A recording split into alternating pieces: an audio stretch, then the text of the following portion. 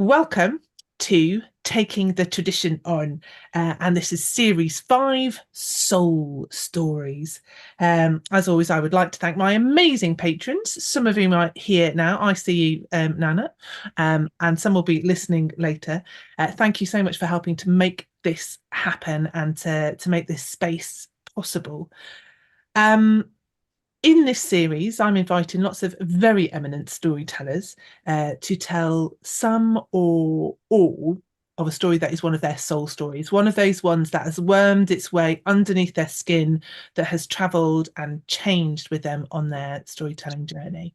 And to tell it, but also to talk about it and to explain that relationship, what it is that's that hook that has brought them in and that keeps them wanting to work with that story and wanting to tell that story.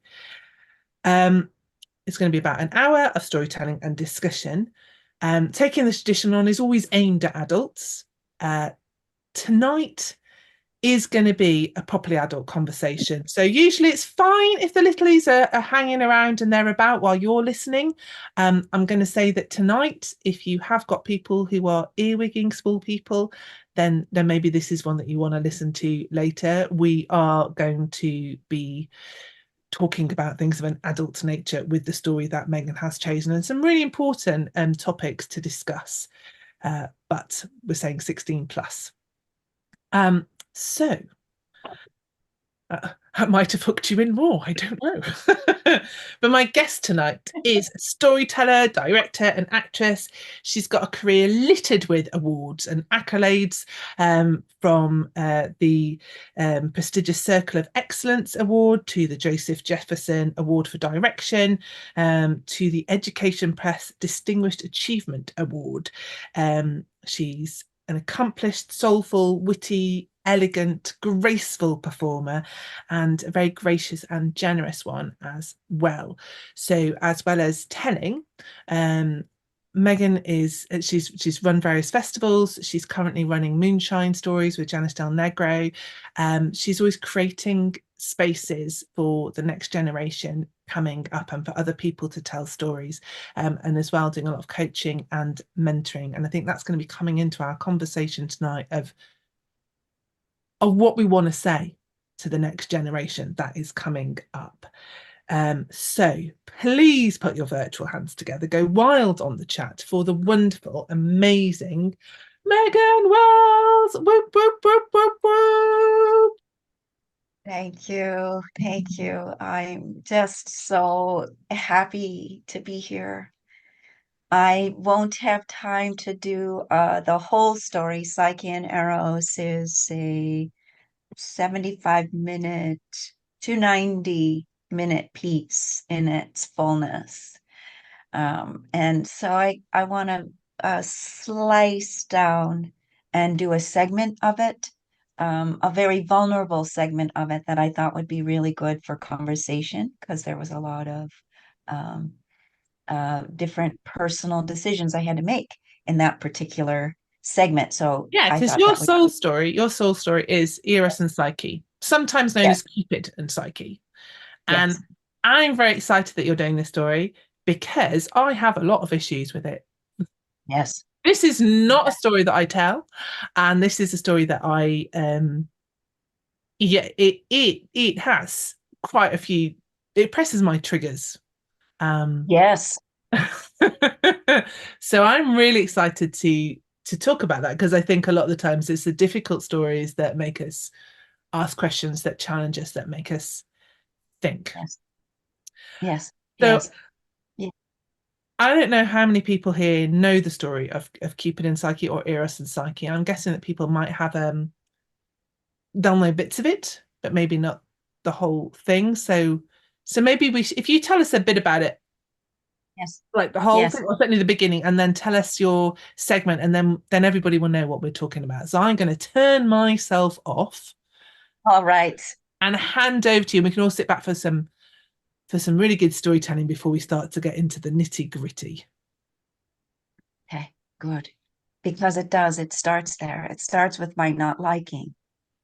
I'd been assigned to tell Eros and Psyche for a soul conference, and I understood the way that the scholars and the devotees of Carl Jung, there was all this reverence and preciousness, and it was in my lap to tell. And what I remember about Psyche and Eros is absolutely hating it in high school. My English teacher, Mrs. Plock, had brought me across the bridge on many pieces of literature, but this one I could not come across the bridge. And maybe it was the order in which I had run into it because I had been steeped in the male heroes of Greece before I landed in this one. And to me, Eros, Cupid, the god of desire, was nothing but a very petulant, very greedy, very rascally boy. The mother in law, Aphrodite, was vain and ill tempered and manipulative.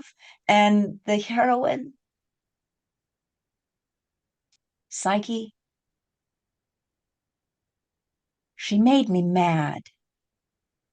I think she was a mirror that I could not yet see into. And so there I was, 30 some years old, assigned this story to tell that I didn't like. And I was just post divorce and I was falling in love again. I was rebounding into love again. This is the one thing you're not supposed to do. But this was different. It felt deeper somehow. And the words soulmate were being passed and forth. And I was properly terrified. And one night, one sleepless night, actually, following a conversation about the word marriage, I tossed and turned my own life, my own past, and this story I didn't like that I was assigned to do, and the deadline was pressing. 3 a.m., he appeared in my bedroom on the edge of my bed. Eros, the god of desire, appeared there in my bedroom. I have always been imaginative. There are times when my waking dreams appear in the world. I do not see them physically, but I see them soulfully, as if my own imagination opens up into a holodeck. There he was, an ageless boy of a man, chiseled features, a wild cap of curls upon his head, rooted into his shoulder blades, wings, his hands like Michelangelo's David. And he just turned and he looked at me. Get out of the scholars. Listen to me. Oh, I know the story, and I would tell it to you. And then, like Alice in Wonderland, I fell into my own imagination. And lying there, I heard the story, not from the outside, but from the inside. It was the spring festival. Everyone had come to celebrate the renewal of Demeter and her daughter's love. Persephone walked everywhere, flowers growing, gods, mortals, beasts, throwing off cares and robes. I was launching my arrows, as was my task every spring, to let loose their desires. You call it spring fever, and you give me no credit for it anymore. The coupling began, and all was well. But for my mother, the goddess of beauty, Aphrodite, she stood apart at this festival. She stood apart with her clothes on. Mother, what keeps you from your favorite festival? Her face, such a scowl. She told me how she had overheard Zeus whispering about some maiden, some mortal maiden, some maiden named Psyche, and how Zeus himself had praised this maiden, and how the mortals themselves had not come to the temples for this spring festival, bringing the proper propitiations to her, because they were in love with this maiden named Psyche. I was to go, said she, go and find this maiden and use your binding barbs. Bind her to some beast. May he drool bilious vapors and smell of death. My mother, Aphrodite. She has a flair for the dramatic. But what could I do? She was my mother, and so I went. I went to the world of mortals and I flew about, my arrows ready. I looked for this prideful, arrogant virgin. I found many, but not one was named Psyche, until at last I was about to make my return to Olympus when I came round the high stone gate at the west end of Greece, and I heard a nightingale sing such a piercing love song that even my cold heart stopped. Yeah, here, at last, a task for me. I pulled my arrow so that I might bind the love-sick bird to his object of desire. And coming about then, looking over into the garden over that cold stone wall, I saw her for the first time. This maiden, Psyche, she petite, finely boned, finely made. Yes, yes, the very likeness of my mother. It mattered not. Her face was like a death mask, so still. I moved closer. I did not understand my mother's description of this girl compared to her being. And as I moved closer, the moon shifted so that my shadow fell upon her face, and the maiden moved. She turned in my direction, and I, afraid that she would see me, I moved too fast, and my arrow that I had ready to bind the bird hit me here, wounded me here in my own shoulder.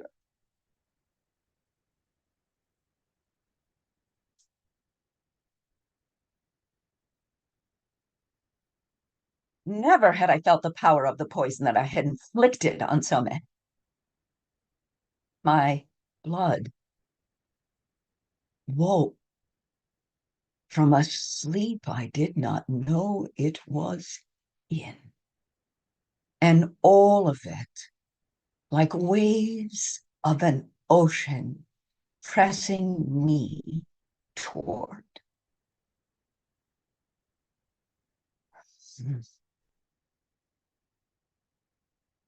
No, no, yes, no, yes, no, yes. The poison from my barb designed for God. I had no power against it. The night passed. She went indoors. I worried myself about the windows to try to maintain that glimpse of her. Night came again, day and night, day and night, day and night. What would I do? I must have her. Not for my mother. Not for my mother. I would not bind her to some beast. No, but how? How? I am God. I cannot marry a mortal, but indeed, marriage was not what I was after. But Apollo, god of oracle, owed me a favor in exchange. And so it was that I was able to arrange with Apollo that Psyche would be arranged at the autumn festival to be given in devotion to the sacred beast of the harvest from the high temple. This was all arranged. Her elder sisters were quickly married, and no one came for Psyche's hand in marriage. There is a beauty so intimidating to the mortals that though they want it, they will not risk it. And so she was brought at last to Apollo's temple. I watched her parents, the weight of grief in their feet as they walked her, and I heard her voice then for the first time clearly. Let me be. This is my fate. It is my wish to die. What? Her parents left her. She was alone. Apollo made the sacred vows. He made me to marry her. It was his side of the agreement. The blood in my veins had known no. I was all yes. And then I had nothing to do but to wait for my cousin Zephyr, the west wind. He came and he carried my beloved so gently from that mountain top down into the valley below, where I had made a palace of silver, but silver buffed so as not to be a mirror. I watched and I waited until she opened her eyes and she looked surprised to be alive. And then I watched her eyes. Sure, that silver palace. 3 muses I had made, invisible all, to come and carry her and tend to her.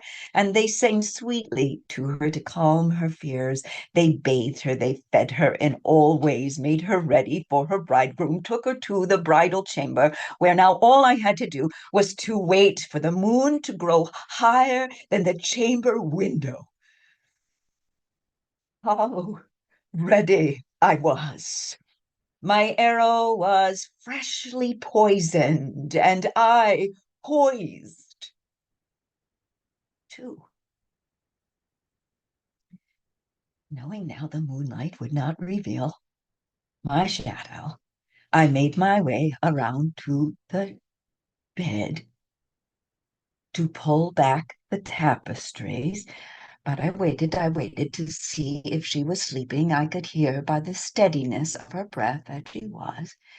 Very slowly, slowly, I pulled those curtains back, careful, careful of any stray light, and I had my arrow now ready, careful, knowing its sharp prick would wake her, and yet her blood would match mine. She was covered in the sheets. Oh, caterpillar. So slowly, slowly, gently, gently, I pulled down the coverlets.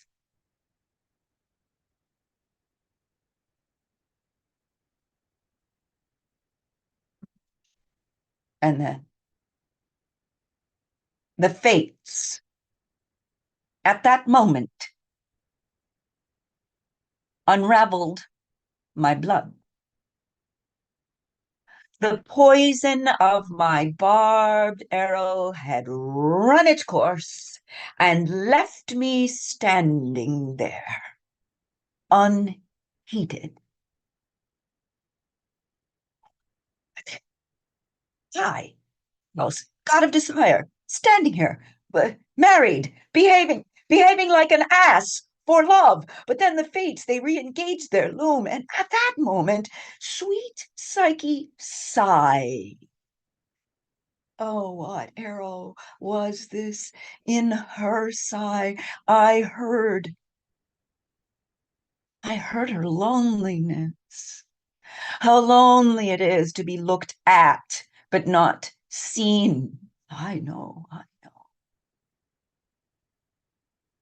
The ache of being touched, but not held.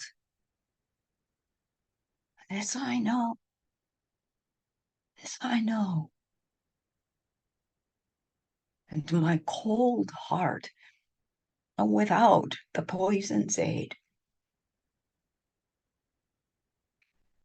moved on its own. I I am indeed married. This is my wife, my husband, this sacred vow held highest of all things by Hera, though Zeus would not be, I would not be Zeus here. What must I do? I put aside my poisoned arrow. No, I would not use the poison to capture her. I would let her learn to love me. I will let her learn to love me of her own accord. But if she does not, no, no, no, no, no, no, no, no, no, no, no, no. I dare not think it. I dared not think it. So carefully, so slowly, I pulled up the sheets and I climbed in like a mortal man, feeling like a boy next to my wife. I reached a hand to touch her shoulder, and she stiffened against my touch. My hand was cold. I just laid there, quietly, quieting my breath. I must let her choose. I must let her choose. But if she does not, I dare not think it. How long? She turned in her sleep. A hand fell upon my cheek. Warm. I turned. I kissed her palm. Slowly, we found our way together in the dark. And in the morning, when the sunlight came creeping over the silken sheets, my fears came creeping in kind. The thought that I dared not think in the night, in the morning, dared fully to think on me. What if she does not choose me? And with that fear, I slipped from the bed and I slipped from the room. And in the hall, I amended my vow. No, I would not use my poison to capture her. I would let her choose me of her own. But until I was sure of that choice, until her love was confirmed and sure, I would keep myself invisible from her. And that is what I did.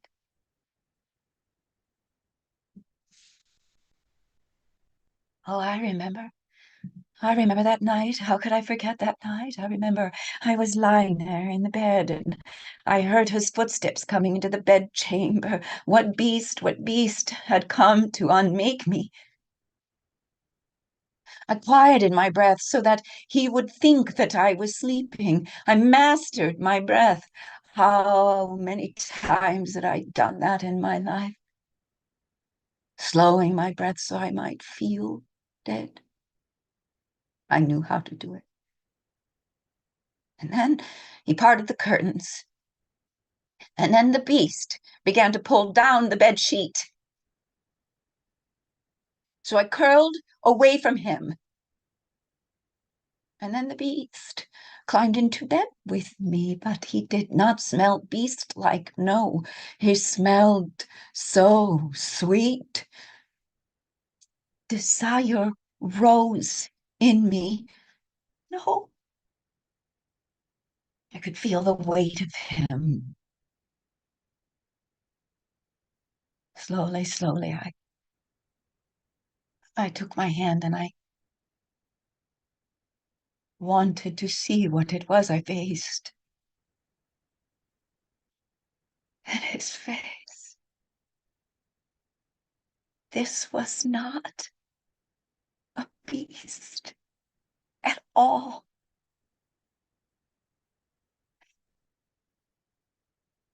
In the morning, when I woke, he was gone. I came out of the bed. I came out of the bedchamber. I looked everywhere among the palace, and the voices, the invisible sisters, come to care for me. At last they told me, he will come, but he will always come to you at night in the dark. Be but patient, your husband will come to you at night in the dark. How anxiously I waited for the night. I launched myself into our bed and I lit the lamp, filling it with extra oil, and I waited and waited and waited. I had to pinch myself to keep myself awake. And then at last I heard his footsteps coming into the bedchamber, and I reached the curtains, but he held them tightly shut, saying, "No, no, my love, extinguish the lamp before I enter." 1,000 questions crowded my mouth, but I was too shy to speak them. So I blew out the lamp and was glad for it, for I was still quite shy.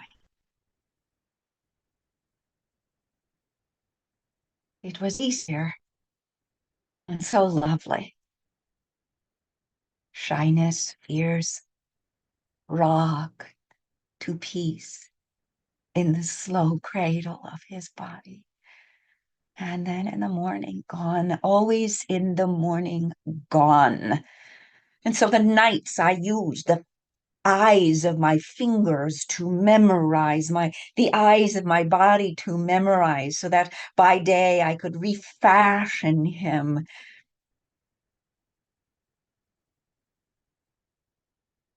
I grew bored with these palace wonders, with this waiting, with this darkness. Always, the sisters said, "Night, he will come to you at night." Am I so horrible? Then I cannot be loved with eyes. At last I dared to speak it. He said, "What? What? Does your love live only in your eyes?" "Oh, not only in my eyes, but is it wrong for me to want more?" That night he slipped from the bedchamber before the dawn kissed the sheets. I went further walking, looking among the meadows, watching the animals and the creatures in their shyness. And then I heard a sound coming from the palace, Apollo's temple on the mountain where I had married my beast. And I knew that cry. It was my sisters. My sisters had at last come from their distant kingdoms here to spend the ritual of mourning, 3 days, 3 nights, to mourn at the temple. Was I too late? I rushed to him. I waited for him. And in that darkness, I asked him, "Do not deprive me the sight of my own sisters." He said, They will, they will, they will. You are too trusting. They will bid you to reveal my identity to them. They will, they will. And if you do betray me, I swear that I will leave you. I will not betray you. It is not my desire to betray you. I swear on Eros, god of desire himself, that I will not betray you. Let me see my sisters.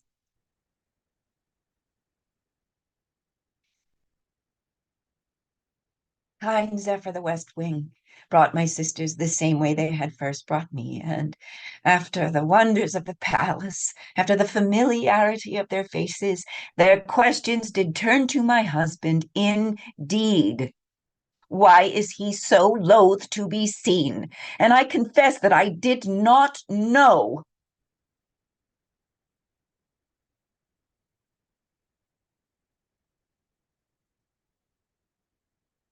Into this hand herbs to drive his sleep most deep. He only takes manly form to pleasure you at night till you are fat with child, so that he may devour you both. And my other sister, a dagger here. When he is fast asleep, light your lamp. You will need the light of the lamp. It will reveal his beast-like form. And when you see what he truly is, it will fill you with the courage you need to plunge your knife into the breast of that beast. I confess that it was that very night I took those herbs, the ones for waking, and put in his tea the ones for sleeping, and filled the lamp with extra oil. And after we rocked, the first time that I had ever pretended, he slept, and I stayed awake. And I relit the lamp. Did I not have a right to behold my husband? Dagger in my right hand. I lifted the lamp and turned to see.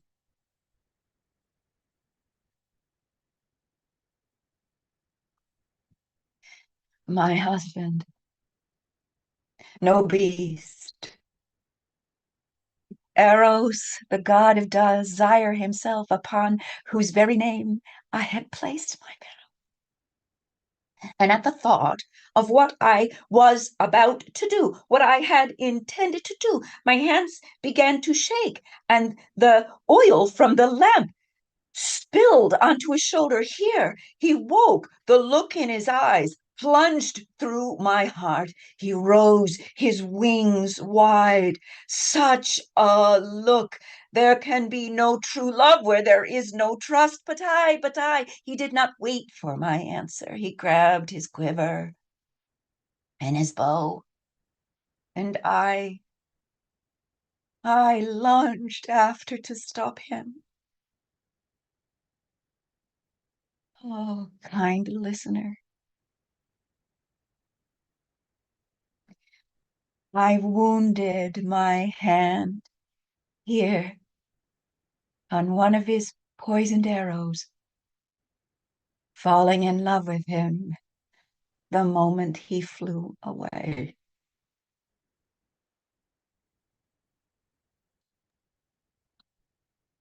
And we shall stop here.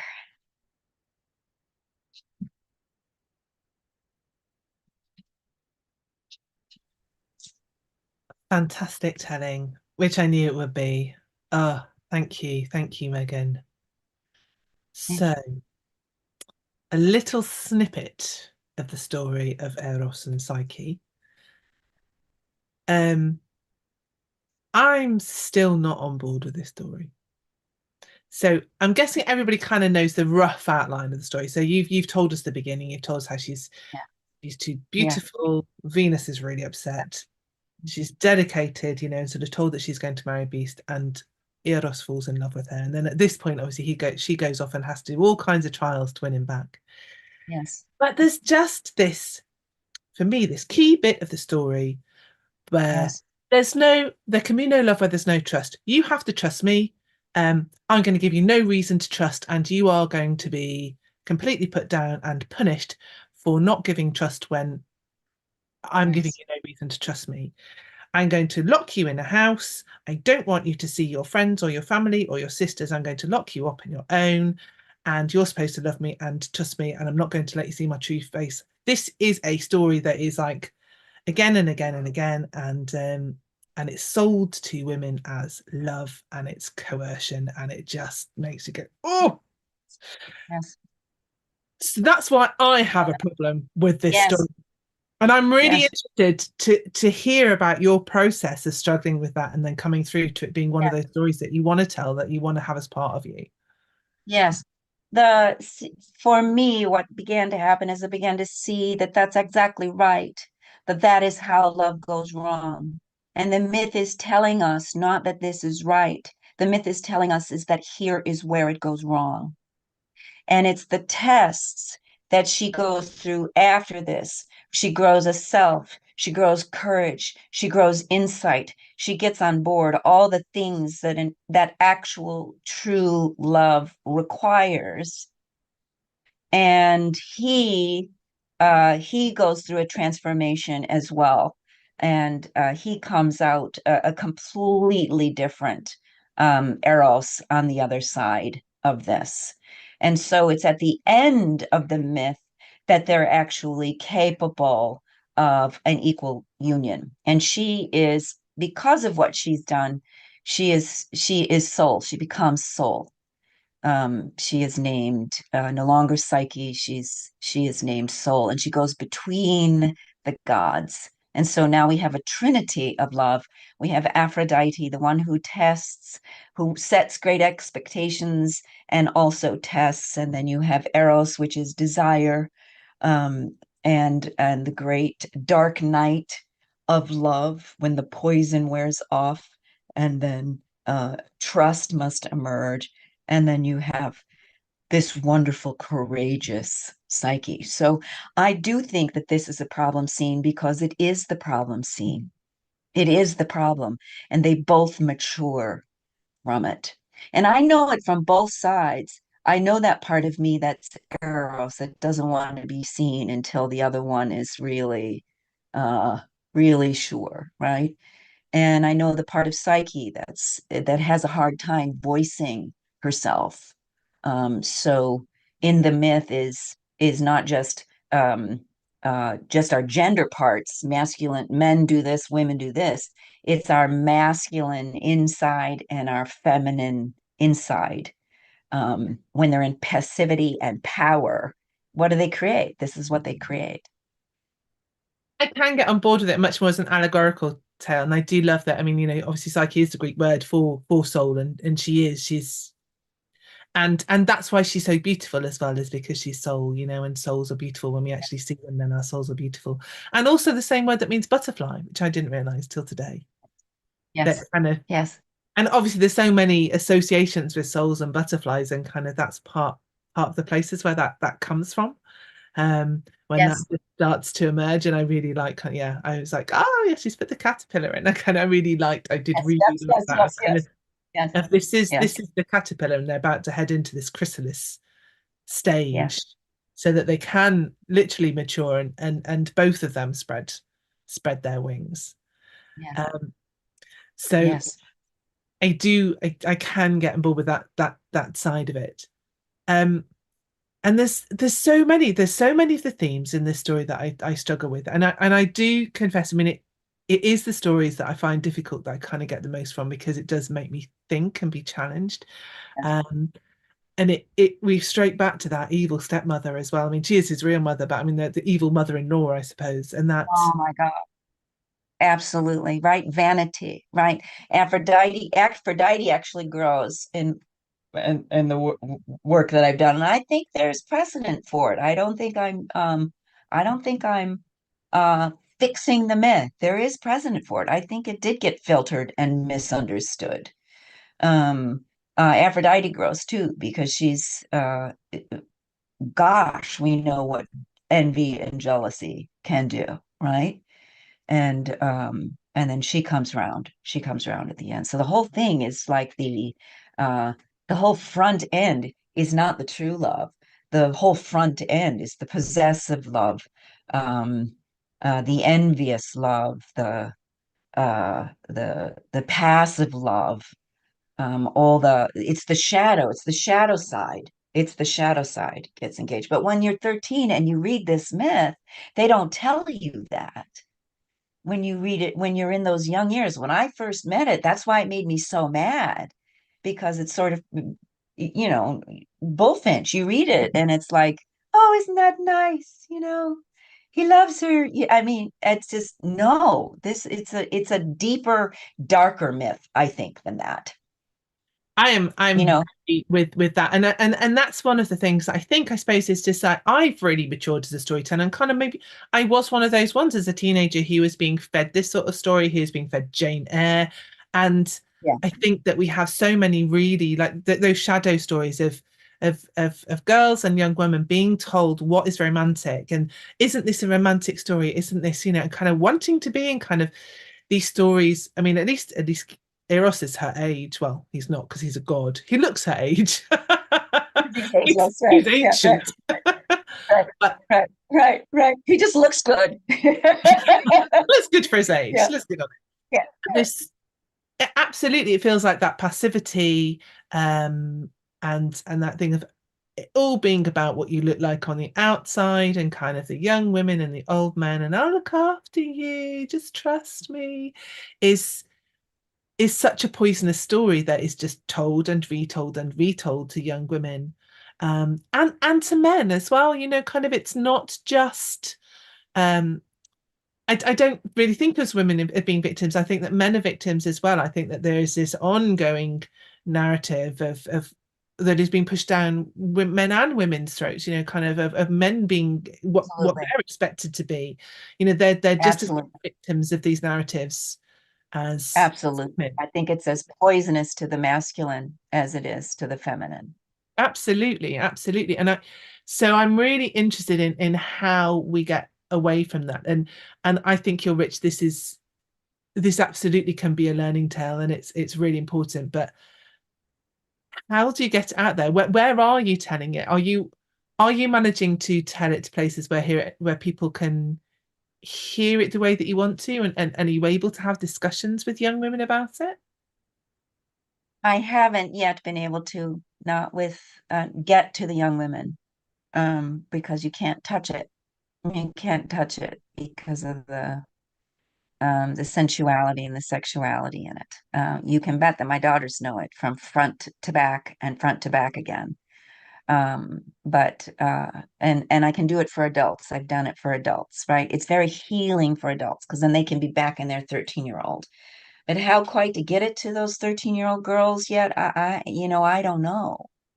I don't know quite how to do that yet.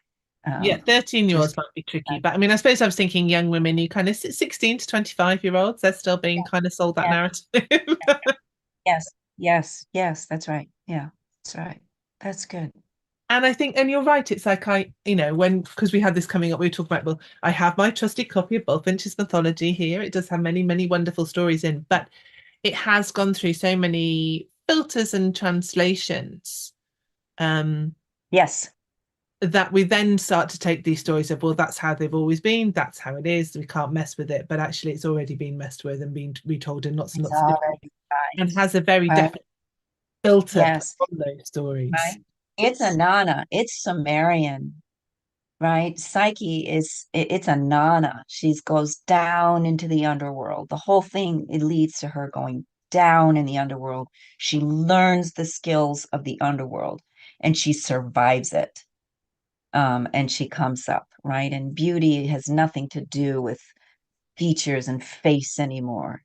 It has everything to do with appreciation, and gratitude. Those are the skills of beauty, right? So she survives it. She's a dying, resurrected god, Well, and yes, but she right? does become a god at Which the is the end. soul. Yeah, right.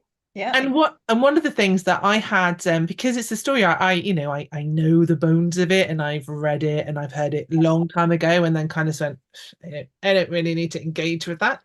Um, so it was only Right. kind of rereading it today with you, kind of saying, "Oh, I want to do the story," and going, "Why?"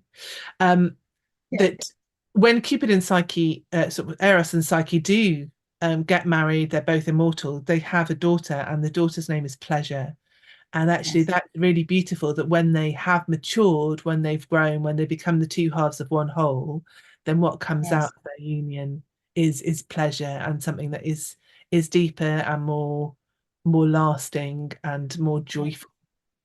Yes. Yes. So, and I know when we were talking about kind of what we might where this might lead us to, that one of the things that you were talking Yeah. about quite a lot was consent, and I'm quite interested to hear what you have to say about that.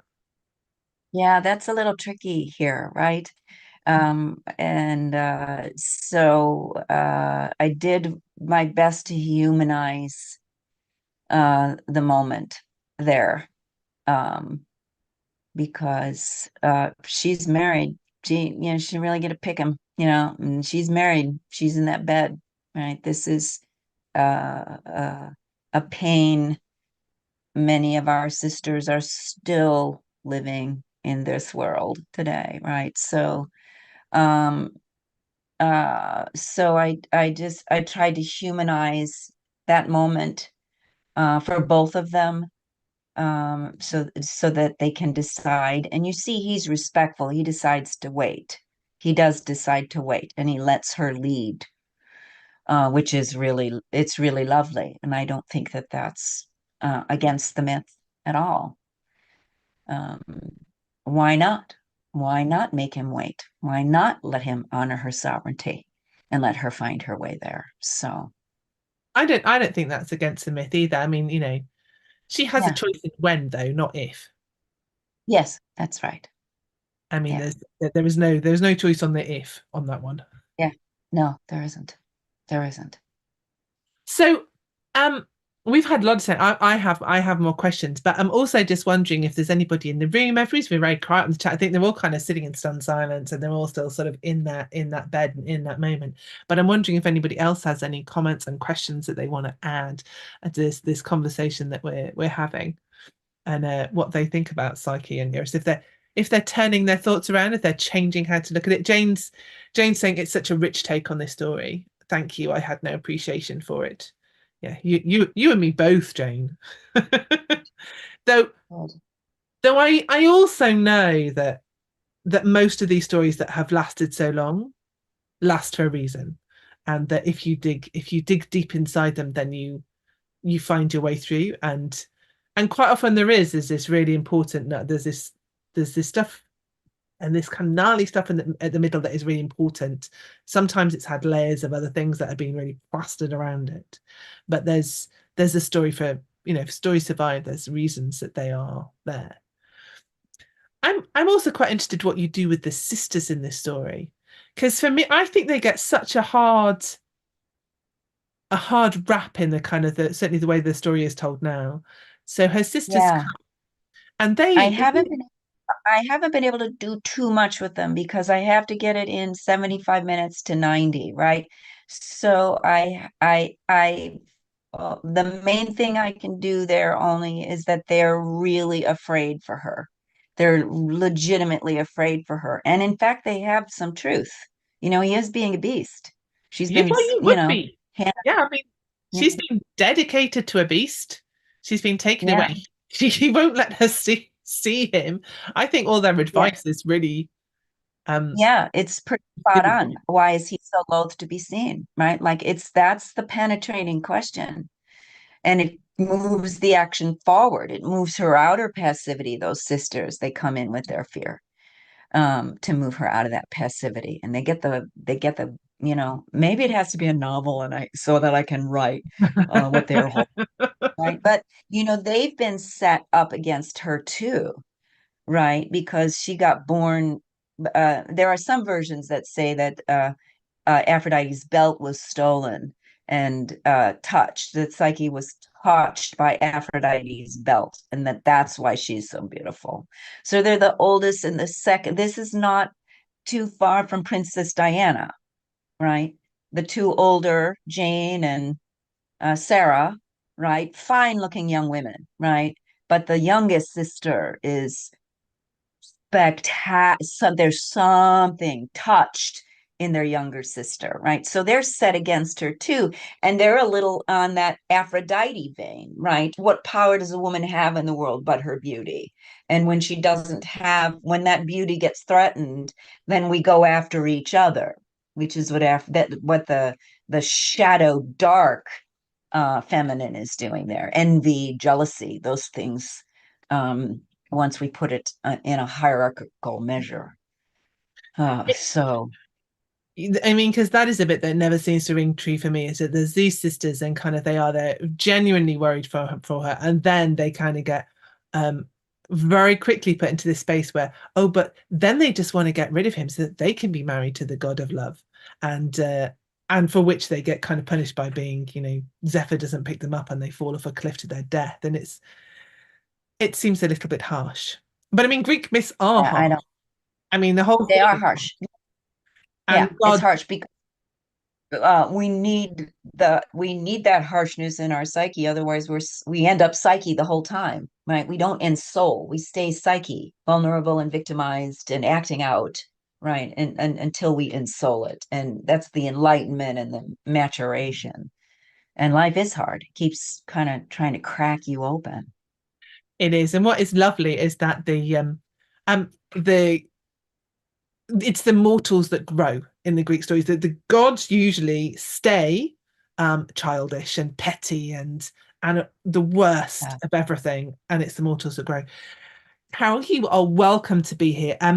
If you could type in the chat, then that would be great. So I would really like comments and questions from me. If you type them into the chat, and then I'll read them to Megan, and we can put them into the conversation in the right time. Partly because these are going to be recorded for posterity. They will be up in the archive on YouTube. Welcome if you are watching in the archive right now. You are welcome to watch whenever you like. This is here waiting for you. But then I don't have to have your permission, and you don't have to worry about being recorded, and you can wear what you like to come. Me and Megan perpetuating the whole female thing that we've been talking about. So both have had glad rags and our makeup on. We might not be quite Venus, but it is one of those things that look is still important, isn't it? And that's one of those things that Beauty. I Yeah. I debate with myself a lot. I kind of rail against the importance of Yes. beauty and that, oh, it's always the youngest, and why does it matter that she's beautiful? And yet we still buy into it. And I have to admit, when I first started doing more things on Zoom was the very first time that I started wearing eyeliner.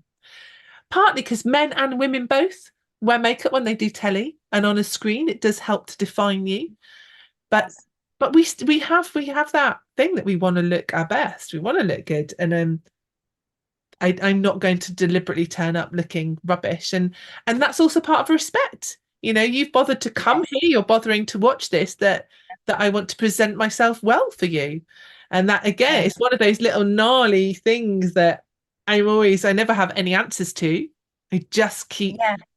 questioning, and it comes up whenever we have stories like this. Right. Well, we hold Carol's the tension, the opposites there, right? We hold the tension of the opposites, right? As long as it's a sacred showing up for beauty. That's why understanding Aphrodite is actually helpful, right? It's appreciation and a heightening, right? It's a heightening.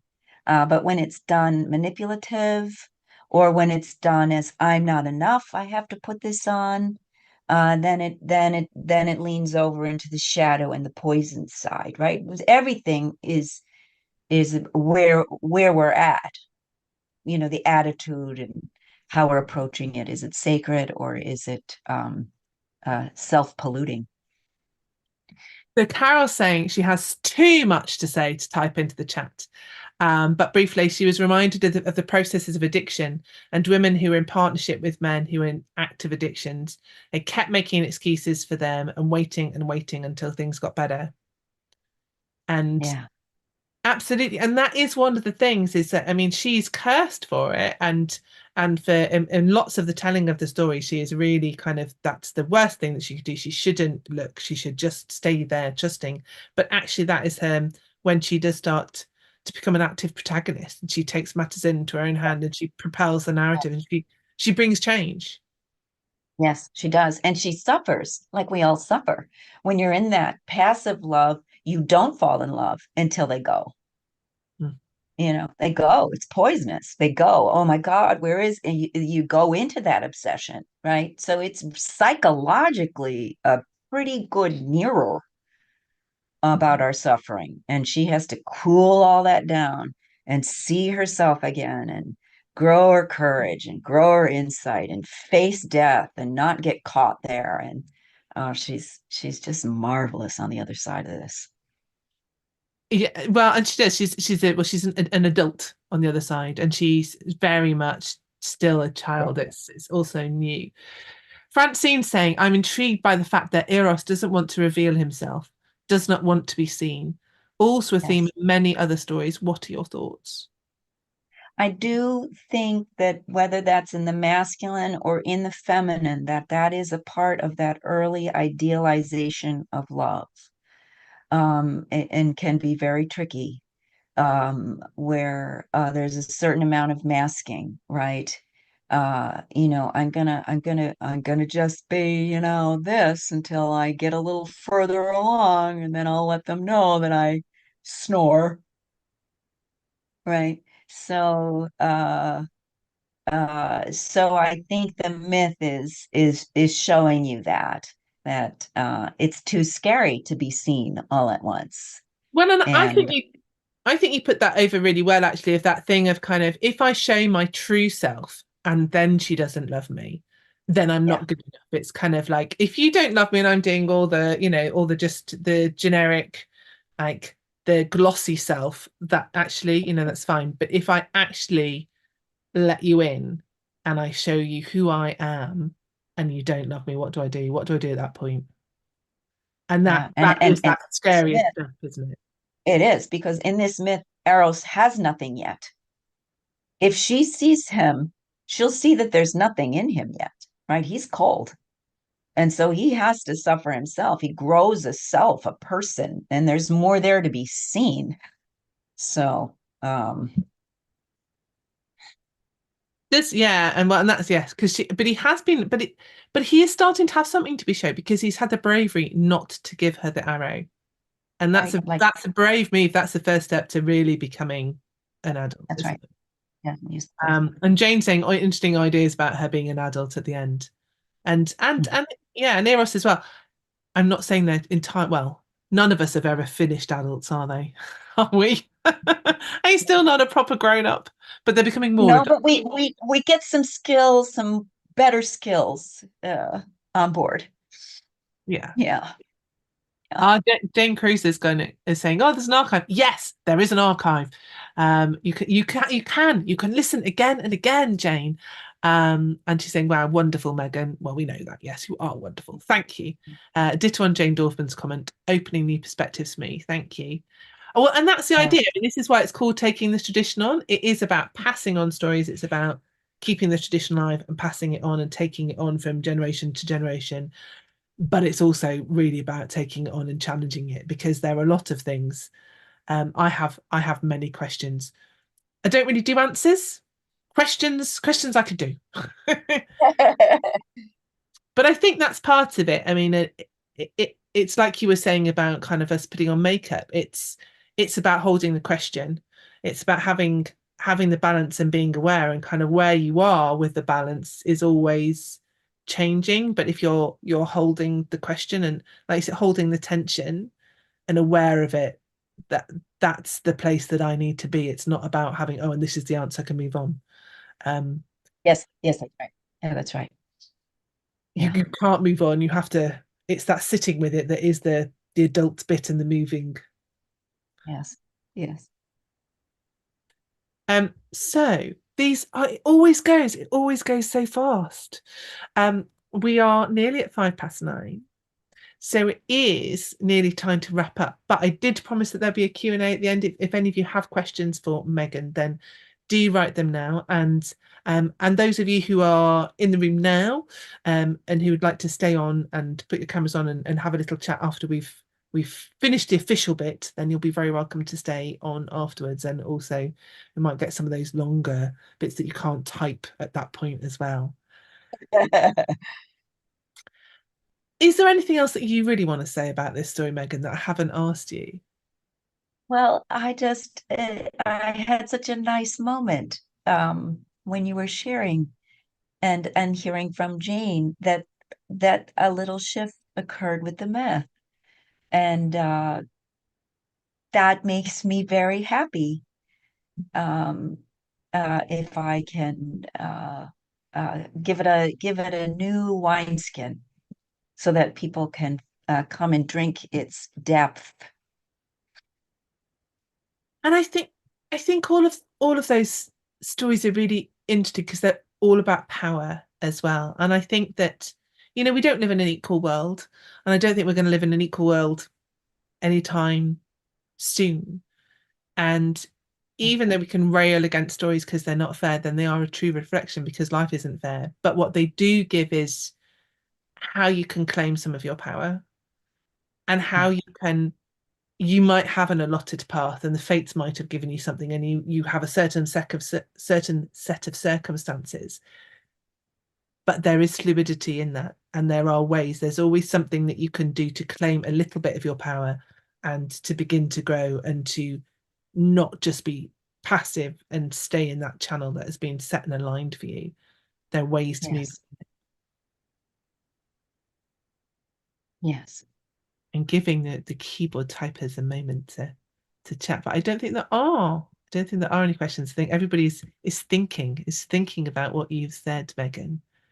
And and this has been a little bit of a different one for us. I mean, and there's many directions we could go on this. I'm still really interested. One of the other things we thought we might talk about that we might have to do another time maybe is languaging sex, which I think Yes. is something we don't talk about enough. And it's there's so much sex in stories. Stories are about people and life, and excuse me.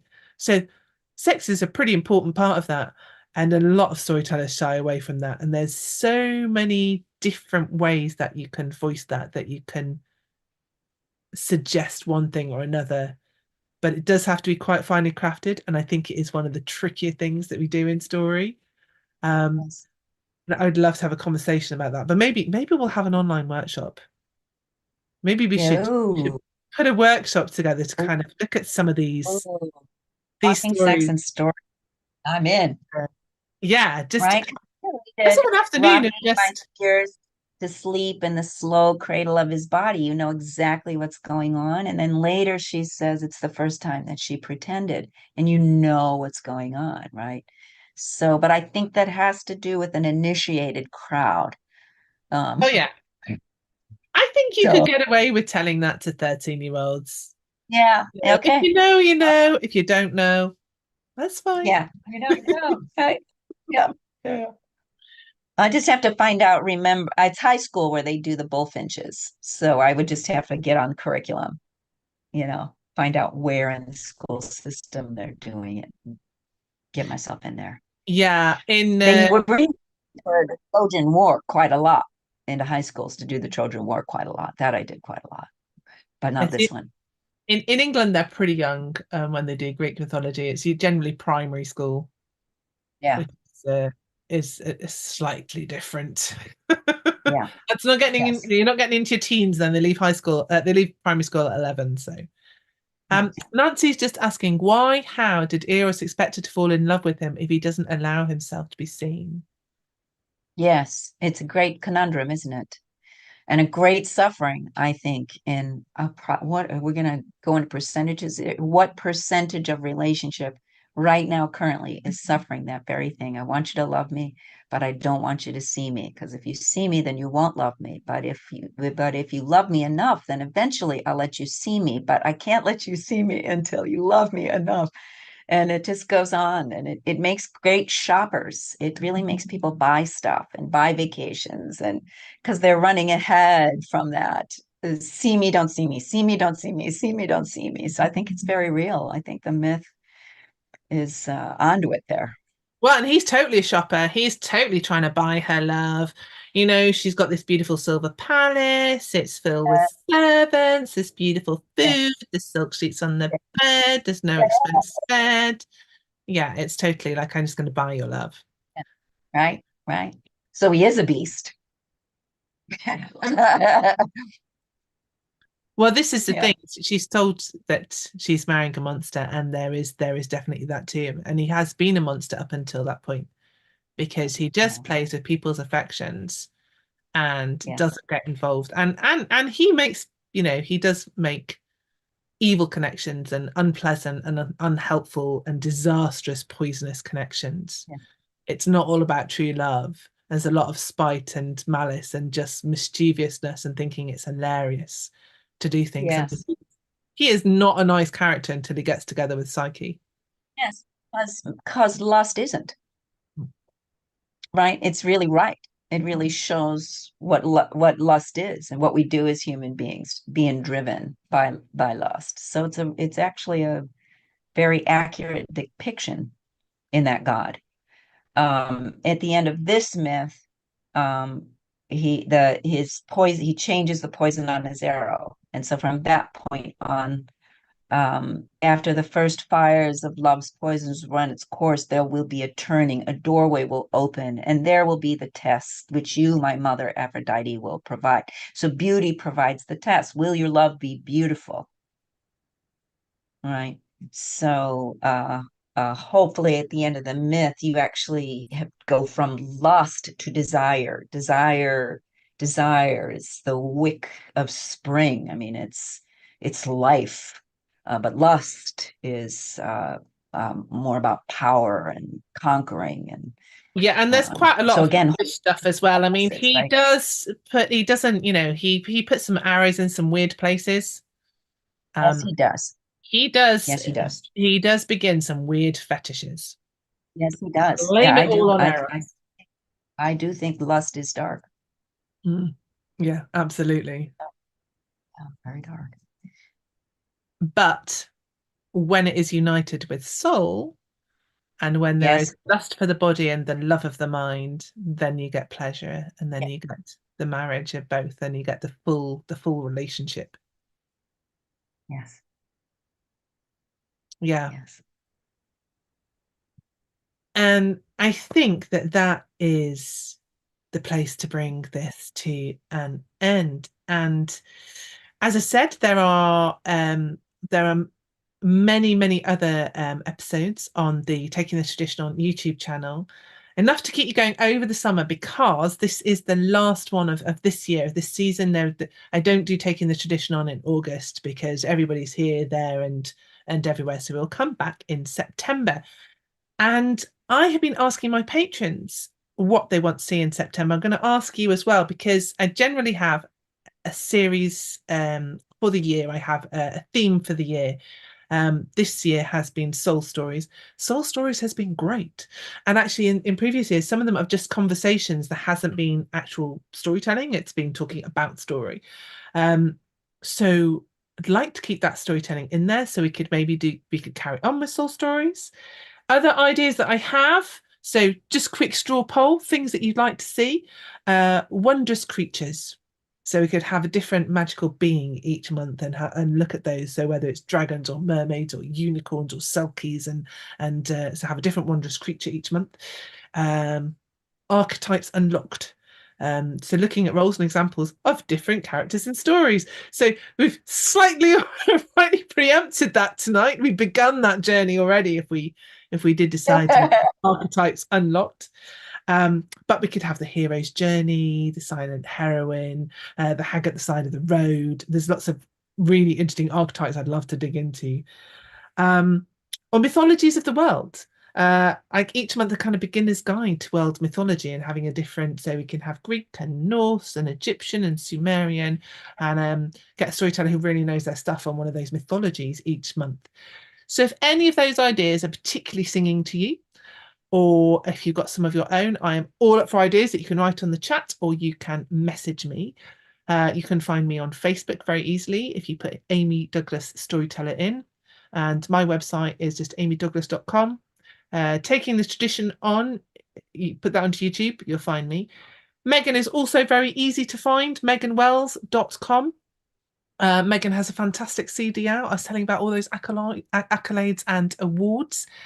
So Fire in Boomtown is her multi-award winning CD, which you can get from Amazon, probably the most easy way. And then you It's can about get it the whichever Chicago you, Fire of 1871. pardon? It's about the Chicago Fire of 1871. Yeah. So, which, as I say, it's won lots and lots of awards. If you get it from Amazon, it doesn't matter what country you're in, you should still be able to get it and source it because we have people here from America, we have people here from England and Scotland.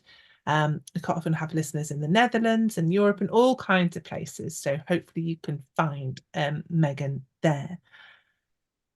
But for now, I'm going to say goodnight. If you have enjoyed tonight, please do subscribe to the YouTube channel because it does make it easier to find if people subscribe, and go and find out more about Megan. she has so many amazing stories to tell. Go and explore her. And thank you so much for being with us for this session. Thank you for joining us. Thank you for asking questions and making comments and coming on this journey, which I didn't realize was going to take us into the underworld and back out again, but it has. And hopefully we've all taken a little bit more of a step towards our adult relationships and grown just a little bit over this hour. So thank you very much. Whoop, whoop to Megan Wells, my fantastic guest tonight. And we will see you next time.